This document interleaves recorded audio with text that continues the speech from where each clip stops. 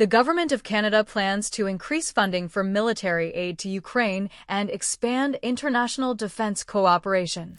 A corresponding request for budget changes has been sent to the country's parliament. The government's proposal envisages an increase in budgetary expenditures by 8.6 billion Canadian dollars, of which 8.2 billion Canadian dollars will be allocated to the Department of National Defence.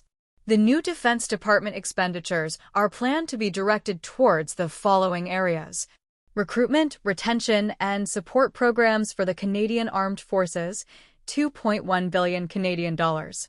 Defense research and development and support for the Canadian defense industry, 2.1 billion Canadian dollars.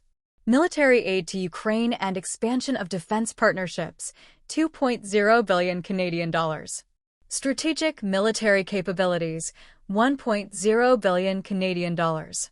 New and existing equipment and infrastructure for the Canadian Armed Forces, 833.7 million Canadian dollars.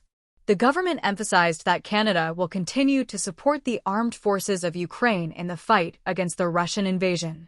The aid will be directed towards the purchase of drones, armored combat vehicles, pilot training, supply of ammunition, small arms, transport vehicles, and other equipment.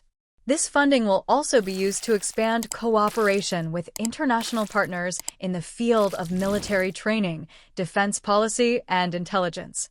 In addition to armored vehicles, the military aid package includes the supply of new equipment, ammunition, and other gear by Canadian companies.